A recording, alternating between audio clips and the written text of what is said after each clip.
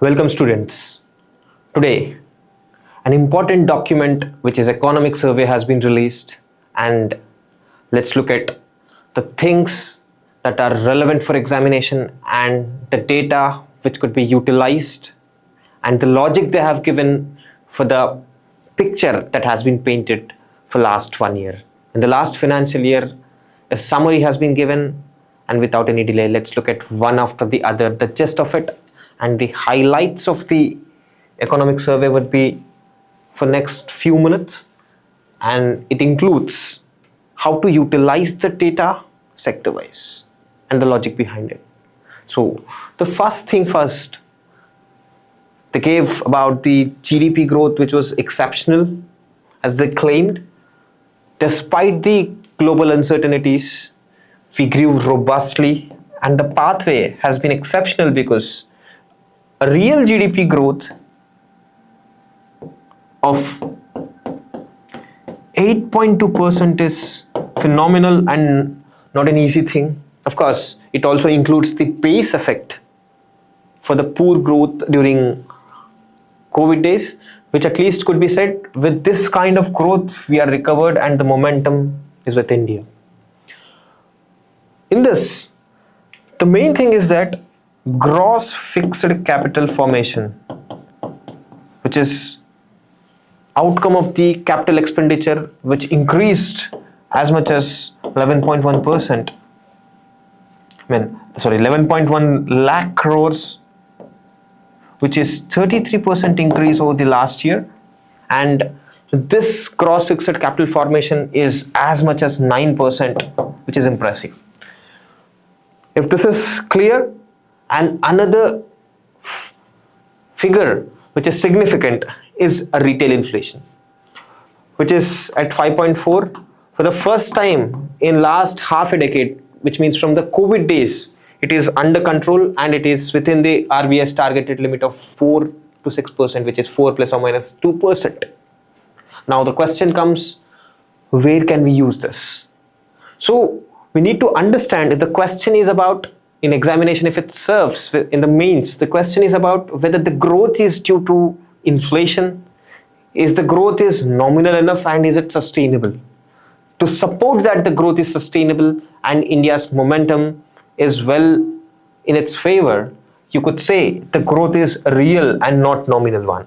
And is it at cost of redundant growth? No, it is gross fixed capital formation, which is healthy growth, which is outcome of capital expenditure. Now the argument comes whether the capital expenditure has transformed into significant outcomes. Yes, the 9% gross fixed capital formation is outcome of it. And as we said, it is real GDP growth. Now we can argue that 5.4% inflation is well within control. So with this and real GDP, the growth is robust and sustainable is what we could argue. And that's what the whole chapter was discussing about. The next one is about the fiscal deficit. Are we pushing the growth by government? Is private sector investing? Yes, there was a year where private sector was reluctant to invest. And private sector along with household savings were declining. Household savings were declining for a year. Now, this trend has reversed this year. Though the household savings have been declining, they are directly investing. Earlier, these household savings would have gone to a bank, and bank would lend to a private entity which would have invested. Now they are directly subscribing in share market or through mutual funds. That means the private savings have transformed into investment directly bypassing the banks. That's where banks are experiencing a liquidity crunch, which is again addressed by RBI, so no problem. So this has helped government to reduce its burden to invest to propel the growth. And the path of gliding, what does gliding mean? It is reducing the fiscal deficit to obey to FRBM limits. So that gliding path is well within the target and it is according to the plan. That means during the COVID year, it was 9.2 and it is slowly coming back to the control, and the next target is at 4.9%. So I think this 4.9% will be desirable one and we are according to the path. So with this fiscal deficit, we are not even burdened by what you call as the expenditure not transforming into asset. Now the next part is about capital expenditure. If you remember, earlier we said about the growth is due to the cross fixed capital formation and it is resultant of what you call as capital expenditure. Now the exact figures of capital expenditure has been stated. Now it has been stated as part of GDP. So capital expenditure as percentage of GDP, if you look at that, in 2021 it is mere 2.1%. Of course, the very government of India is still in power. They did put much effort before the COVID, but during COVID it has significantly improved and now it is at 3.2%, which is a better picture. Still there is scope for improvement. Yes. Now, this capital expenditure, though it has not been given in the economic survey, the hindsight to argue is either debt capital expenditure or non-debt. If you want to argue against the economic survey, this classification is very much important. When you say debt capital expenditure, that is nothing but paying back the principal of the debt which you have taken earlier, which is again a capital expenditure, which will not create any multiplier effect. That means you already took the loan and you are paying it back. You are doing nothing.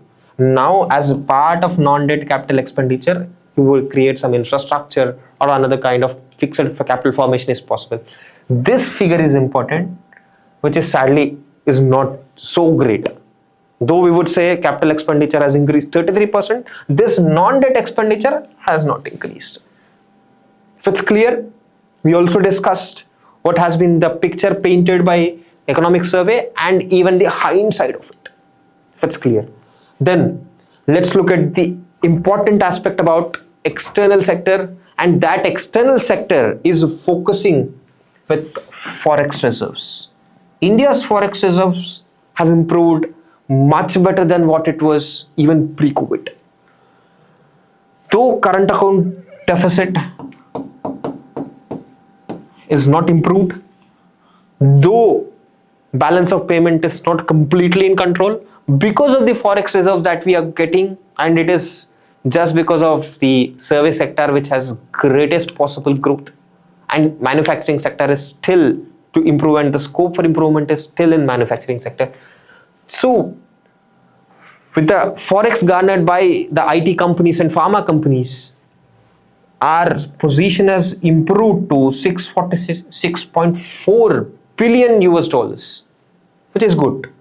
I mean, it includes not just about the gains by the service sector, it also includes even the transactions done by RBI. If you are well aware about the news, you can also watch video on what we did about that. RBI has given multifold dividend, which was unprecedented, almost 2.5 lakh crores, which is very huge. That is also responsible for reduction in fiscal deficit according to the target. Now, forex reserves also improved, and as a result of forex reserves, RBI was healthily liquefied, and that has been transferred to Government of India. Now, Government of India also feels there is no burden to borrow further. If you look at that, one thing which is worrisome is food inflation. Year after the year, food inflation is jumping. This is because we experienced El Nino year, and with heat being prevalent, which is very huge crop loss that was experienced in Rabi season, food grains production was not great enough. Even if that was there, it was not quality enough. So with this year, one bad indicator that we could experience is food inflation rising like anything else, which is not good. If you want to use it in examination, you need to understand for every 1 percentage point in WPI food inflation index, you'll find 0.3% of malnourishment. And this is according to the ADB report. So as there is increasing food inflation, you will find good malnourishment figures, and number of people malnourished is huge. That is worrisome. Hopefully this year with favorable monsoon and even the robust supply chains, we would bridge this. Let's hope better. And if you look at the picture of MSMEs, which are labor intensive industries, it has a lot of things to cover. Government would say with the Udyam portal, which they are given, with the champion portal, MSMEs have significantly improved. They would say there was credit guarantee which was started during COVID time and it has been continuing. So the loan picture, and even with the new assessment model where PSBs, public sector banks themselves would assess MSMEs and would lend according to the public sector banks requirement of priority sector lending. So MSMEs are given good amount of loans, and even with the loans of Mudra, Tarun and Shishu loans are majorly given to MSMEs. So they are equally contributing to the liquidity, and with the robust domestic demand and with the pent-up demand that has come, MSMEs are finding domestic demand. But one picture which needs to improve is global demand outside the India is subdued. So the supply chains that MSME would give would be robust, and with the schemes like Nirvik and RODTEP, which is remission of duties, taxes. So this RODTEP, Nirvik, which is insurance scheme to their exports. So this part is helping them actually to improve their performance, and at least in 3 cities which were documented, Bangalore, Delhi and Hyderabad, MSMEs are registering significant growth. And if you can look at the MSMEs, manufacturing sector, which usually should dominate when it comes to MSME, its retail and services are on par with them. And most of them, if you look at that, wholesalers are doing good job. So if this is clear, then let's move to the last part of it, which is social sector. Today's growth is not just boosted by, the living conditions in India are not just according to the targets that are just about the growth numbers. It is also about the social sector. That means the works of NGOs are acknowledged as part of economic survey. And even the CSR fund, Corporate Social Responsibility Fund, has increased it to 25,000 crores. And this is very much responsible. This is very much responsible for social sector contribution, and it is improving the living conditions. This is important to discuss because most of the social service is not counted in GDP. That means apart from the GDP growth, even the parts where it is uncounted, the services, the exchange of goods and services with non-monetary transactions is increasing. That's a good sign to at least improve the living condition of people in India. If it's clear, this can bring an ethical angle which is improving in India. So the informal sector, though reduce the gig economy, are finding better lifestyles, not just because their employment conditions are improving, but also the social sector is contributing. So if you're clear with this, then let's discuss the other part, which is agriculture, which can't be ignored. This agriculture, thanks to the Kisan credit cards and huge subsidies, both direct and indirect subsidies. Direct subsidies include MSP and other FRP or some production. Indirect subsidies include market intervention scheme, other expenditure like subsidies on pump sets, etc. All these things, even agro solar or agro renewable energy, agro energy sector is improving. So with all these things, agriculture has at least not faced the distress which you call usually would be faced by the firms, I mean agro-based industry, or even the direct farmers who usually face trouble during El Nino year. This year at least they didn't experience the harshest part because these things actually protected them.